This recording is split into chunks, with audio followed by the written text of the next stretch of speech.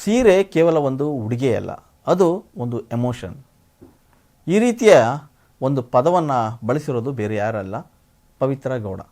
ಪವಿತ್ರ ಗೌಡ ಅಂದ ತಕ್ಷಣ ಎಲ್ರಿಗೂ ನೆನಪಾಗೋದು ರೇಣುಕಾಸ್ವಾಮಿಯ ಪ್ರಕರಣ.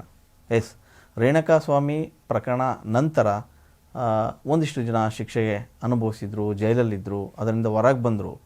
ಸೊ ಅದರಂತೆ ಪವಿತ್ರ ಗೌಡ ಕೂಡ ಪ್ರಮುಖ ಆರೋಪಿ, ಅಂದರೆ ಏವನ್ನು ಆರೋಪಿಯಾಗಿದ್ದರು. ಜೈಲು ಶಿಕ್ಷೆನ ಅನುಭವಿಸಿ ಅವರು ಈಗ ಸದ್ಯ ಜಾಮೀನಿನ ಮೇಲೆ ಹೊರಗೆ ಬಂದಿದ್ದಾರೆ. ಹೊರಗೆ ಬಂದ ನಂತರ ಒಂದಿಷ್ಟು ಟೆಂಪಲ್ ರನ್ ಮಾಡಿದ್ರು.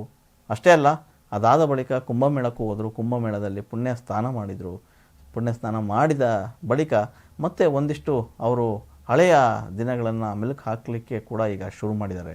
ವಿಷಯ ಇಷ್ಟೇ, ಮತ್ತು ಅವರು ಈಗ ತಮ್ಮ ಇನ್ಸ್ಟಾಗ್ರಾಮು, ಟ್ವಿಟರ್ಗ್ರಾಮ್ ಏನು ಸೋಷಿಯಲ್ ಮೀಡಿಯಾ ಇತ್ತು, ಸೋಷಿಯಲ್ ಮೀಡಿಯಾದಲ್ಲಿ ಆ್ಯಕ್ಟಿವ್ ಆಗ್ತಾಯಿದ್ದಾರೆ.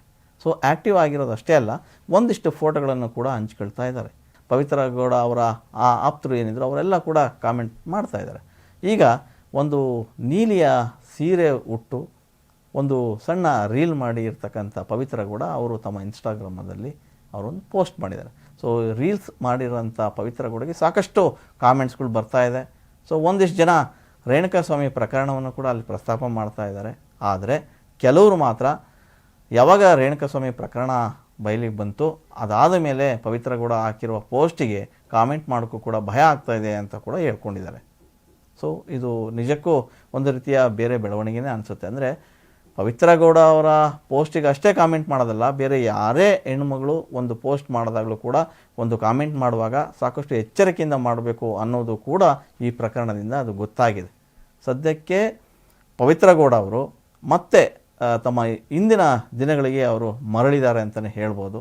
ತಮ್ಮ ಇನ್ಸ್ಟಾಗ್ರಾಮದಲ್ಲಿ ರೀಲ್ಸ್ ಮಾಡುವ ಮೂಲಕ ಮತ್ತೆ ಹಳೆಯ ದಿನಗಳನ್ನು ಮೆಲುಕು ಹಾಕ್ತಾ ಇದ್ದಾರೆ. ಆ ಮೂಲಕ ಅವರು ತಮ್ಮ ಒಂದು ಬ್ಯೂಟಿ ಕ್ಯೂ ಒಂದು ಕಂಪ್ನಿನ ಓಪನ್ ಮಾಡಿದ್ದಾರೆ. ಸೊ ಆ ಕಂಪ್ನಿಗೋಸ್ಕರ ಒಂದಿಷ್ಟು ಏನು ಪರಿಕರಗಳನ್ನು ತರಬೇಕು ಅಂಥೇಳಿ ಕೋರ್ಟಲ್ಲಿ ಹೋಗಿ ಒಂದಿಷ್ಟು ನನಗೆ ಓಡಾಡಲಿಕ್ಕೆ ಅನುಮತಿ ಕೊಡಬೇಕಂತ ಹೇಳಿದರು. ಅನುಮತಿ ಕೂಡ ಕೊಟ್ಟಿತ್ತು. ಸೊ ಆ ಮೂಲಕ ಟೆಂಪಲ್ ರನ್ನೂ ಆಯಿತು. ಒಂದಿಷ್ಟು ಡೆಲ್ಲಿ ಹೋಗಿ ಒಂದಿಷ್ಟು ಐಟಮ್ಸ್ನೆಲ್ಲ ತೊಗೊಂಬಂದು ಅವರ ಕಂಪ್ನಿಗೆ ಹಾಕ್ಕೊಂಡ್ರು. ಅದಾದ ಬಳಿಕ ಹೊಸ ಸ್ಟಾಕ್ ಬಂದಿದೆ ಅಂತೇಳಿ ಕೂಡ ಈಗ ಅವರು ನೀಲಿ ಬಣ್ಣದ ಸೀರೆಯನ್ನು ಉಟ್ಕೊಂಡು ಒಂದು ಸಣ್ಣ ರೀಲ್ ಬರೆದು ಅದನ್ನು ಹಾಕ್ಕೊಂಡಿದ್ದಾರೆ.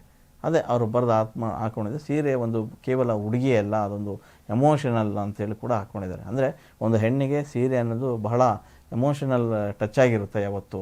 ಸೊ ಅದೊಂದು ಬೇರೆ ರೀತಿಯ ಅರ್ಥ ಕೊಡುವಂಥ ಉಡುಗೆ ಅದು ಅನ್ನೋ ಅರ್ಥದಲ್ಲಿ ಅವರು ಬರ್ಕೊಂಡಿದ್ದಾರೆ. ಸೊ ಅವ್ರು ಯಾವಾಗ ಈಗ ರೀಲ್ಸ್ ಮಾಡೋಕ್ಕೆ ಶುರು ಮಾಡಿದ್ದಾರೆ, ಫೋಟೋಗಳನ್ನು ಹಾಕೋಕ್ಕೆ ಶುರು ಮಾಡಿದ್ದಾರೆ, ಅಲ್ಲಿಂದ ಒಂದಿಷ್ಟು ಜನ ಲೈಕ್ಸ್ ಅಂತೂ ಕೊಡ್ತಾ ಇದ್ದಾರೆ. ಕಾಮೆಂಟ್ ಹಾಕೋದು ಕಮ್ಮಿ. ಅದು ಕಾಮೆಂಟ್ ಹಾಕಿದರೆ ಅವರ ಪರವಾಗಿ ಹಾಕ್ತಾ ಇದ್ದಾರೆ ವಿನಃ ಬೇರೆ ಯಾರು ಕೂಡ ಬೇರೆ ಅಸಹ್ಯವಾಗಿ ಆಗ್ತಾ ಇಲ್ಲ. ಕಾರಣ ಚಿತ್ರದುರ್ಗದ ರೇಣುಕಾಸ್ವಾಮಿ ಅವರು ಕೂಡ ಇದೇ ರೀತಿಯ ಆ ಒಂದು ಫೋಟೋಗೆ ಅಥವಾ ವಿಡಿಯೋಗಳಿಗೆ ಲೈಕ್ ಕೊಡುವ ಮೂಲಕ ಒಂದಷ್ಟು ಕಾಮೆಂಟ್ಗಳನ್ನು ಹಾಕ್ತಾಯಿದ್ರು. ಕಾಮೆಂಟ್ ಮಾಡುವ ಮೂಲಕ ಚಾಟಿಂಗ್ ಮಾಡಿ ಸೊ ಅವರು ಅಲ್ಲಿಂದ ಇಲ್ಲಿಗೆ ಬರುವ ತನಕನೂ ಪವಿತ್ರ ಕೂಡ ಬಿಡದೆ ಈಗ ಏನು ರೇಣುಕಾಸ್ವಾಮಿ ಅವರ ಹತ್ಯೆ ಕೂಡ ಆಯಿತು. ಅದಾದ ಬಳಿಕ ಏನೆಲ್ಲ ಆಯಿತು ಅಂತ ಅದು ಹೇಳುವ ಅಗತ್ಯ ಇಲ್ಲ.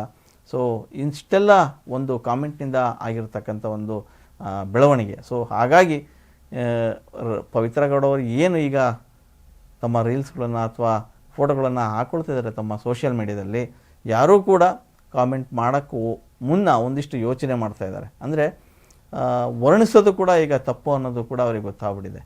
ಆ ಸೀರೆ ಹುಟ್ಟಿರ್ತಕ್ಕಂಥ ಪವಿತ್ರ ಗೌಡರನ್ನ ವರ್ಣಿಸಬೇಕೋ ಬೇಡವೋ, ಅದ್ಭುತ ಅಂತ ಅನ್ಬೇಕು ಬೇಡ ಅನ್ಬೇಕು ಒಂದು ಗೊತ್ತಾಗದೆ ಅವ್ರು ಜಸ್ಟ್ ಲೈಕ್ ಕೊಟ್ಟು ಸುಮ್ಮನಾಗ್ತಾ ಇದ್ದಾರೆ. ಒಂದಷ್ಟು ಜನ ಮಾತ್ರ ಭಯ ಬೀಳ್ತಾ ಇದ್ದಾರೆ. ಅಂದರೆ ಇದೊಂದು ನಿಜವಾಗೂ ಬೇಕಾದಂಥದ್ದು. ಅಂದರೆ ಅಂಥ ಒಂದು ಪ್ರಕರಣದಿಂದ ಸಾಕಷ್ಟು ಜನ ಈಗ ಪಾಠ ಕಲ್ತಿದ್ದಾರೆ ಅಂತಲೇ ಹೇಳ್ಬೋದು. ಆದರೆ ಏನೀಗ ಜಾಮೀನಿಂದ ಹೊರಗೆ ಬಂದು ನಿಂತಿದ್ದಾರೆ ಅವರುಗಳು ಇಂದಿನ ಏನು ಹಳೆಯ ಕಹಿ ದಿನಗಳನ್ನೆಲ್ಲ ಈಗ ನೆನಪು ಮಾಡಿಕೊಂಡ್ರೂ ಕೂಡ ಮುಂದೆ ಹೇಗೆಲ್ಲ ಇರಬೇಕು ಅನ್ನೋದು ಕೂಡ ಅವರು ಎಚ್ಚೆತ್ಕೊಂಡಿದ್ದಾರೆ. ಅವ್ರಿಗೂ ಕೂಡ ಪಶ್ಚಾತ್ತಾಪ ಆಗಿದೆ. ಸೊ ಏನೇ ಆದರೂ ಕೂಡ ಒಂದು ಜೀವ ಅಂತೂ ಹೋಯಿತು.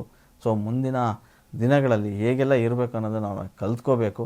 ಸೊ ಈ ನಿಟ್ಟಿನಲ್ಲಿ ಸಾಕಷ್ಟು ನೆಟ್ಟಿಗರು ಕೂಡ ಕಾಮೆಂಟ್ ಮಾಡಿದ್ದುಂಟು. ಇನ್ನು ಮುಂದಾದರೂ ಒಳ್ಳೆಯ ಬದುಕನ್ನು ಬದುಕಿ ಅಂತ ಕೂಡ ಹೇಳ್ತಾ ಇದ್ದಾರೆ. ಸೊ ಅದೇನೇ ಇರಲಿ, ಮತ್ತೆ ಪವಿತ್ರ ಗೌಡ ಅವರು ಸೋಷಿಯಲ್ ಮೀಡಿಯಾದಲ್ಲಿ ಆ್ಯಕ್ಟಿವ್ ಆಗಿದ್ದಾರೆ. ಎಂದಿನಂತೆ ಅವರು ತಮ್ಮ ಕೆಲಸದಲ್ಲಿ ನಿರತ ಆಗ್ತಾ ಇದ್ದಾರೆ. ಸೊ ಮುಂದಿನ ದಿನಗಳಲ್ಲಿ ಈ ಥರ ಯಾರೇ ಕಾಮೆಂಟ್ ಮಾಡಿದರೂ ರಿಯಾಕ್ಟ್ ಮಾಡೋದು ಹೇಗೆ ಅಂತ ಅವರು ಕೂಡ ಕಲ್ತ್ಕೊಂಡ್ರೆ ಈ ರೀತಿಯ ಪ್ರಕರಣಗಳು ಆಗುವುದಿಲ್ಲ.